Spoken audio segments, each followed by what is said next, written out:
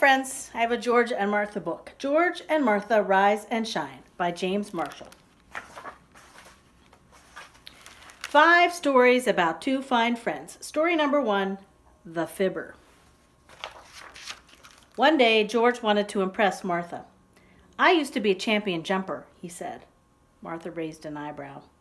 "And," said George, "I used to be a wicked pirate." Said Martha. George tried harder. "Once I was even a famous snake charmer." "Oh, goody," said Martha. Martha went to the closet and got out Sam. "Here's a snake for you to charm." "Eek!" cried George, and he jumped right out of his chair. "It's only a toy stuffed snake," said Martha. "I'm surprised a famous snake charmer is such a scaredy cat." "I told some fibs," said George. "For shame," said Martha. "But you can see what a good jumper I am," said George. "That's true," said Martha. Story number 2, The Experiment. Martha was in her laboratory. "What are you doing?" asked George. "I'm studying fleas," said Martha. "Cute little critters," said George. "You don't understand," said Martha. "This is serious. This is science." The next day, George noticed that Martha was scratching a lot. She looked uncomfortable.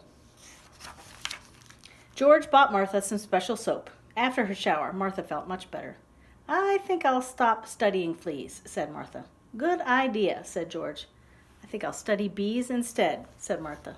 "Oh dear," said George. Story number 3, The Picnic. One Sunday morning, George wanted to sleep late. "I love sleeping late," said George. But Martha had other ideas. She wanted to go on a picnic. "Here she comes," said George to himself. Martha did her best to get George out of bed. "Picnic time," sang Martha. But George didn't budge. Martha played a tune on her saxophone. George put little balls of cotton in his ears and pulled up the covers. Martha tickled George's toes. "Stop it," said George. "Picnic time," sang Martha. "But I'm not going on a picnic," said George. "Oh, yes, you are," said his friend. Martha had a clever idea. "This is such hard work," she said, huffing and puffing. "But I'm not going to help," said George. "I'm getting tired," said Martha.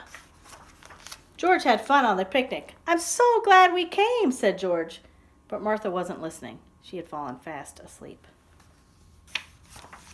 Story number 4, The Scary Movie. Martha was nervous. "I've never been to a scary movie before." "Silly goose," said George. "Everyone likes scary movies." "I hope I don't faint," said Martha. Martha liked the scary movie. "This is fun," she giggled. Martha noticed that George was hiding under his seat. "I'm looking for my glasses," said George. "You don't wear glasses," said Martha. When the movie was over, George was white as a sheet. "Hold my hand," George said to Martha. "I don't want you to be afraid walking home." "Thank you," said Martha. The last story, The Secret Club. "Where are you going, George?" asked Martha. "I'm going to my secret club," said George. "I'll come along," said Martha. "Oh, no," said George. "It's a secret club." "But you can let me in," said Martha. "No, I can't," said George, and he went on his way. Martha was furious. When George was inside his secret clubhouse, Martha made a terrible fuss. "You let me in!" she shouted. "No," said George. "Yes, yes," cried Martha. "No, no," said George. "I'm coming in whether you like it or not," cried Martha. When Martha saw the inside of George's clubhouse, she was so ashamed. "You old sweetheart," she said to George. George smiled. "I hope you've learned your lesson." "I certainly have," said his friend. The end.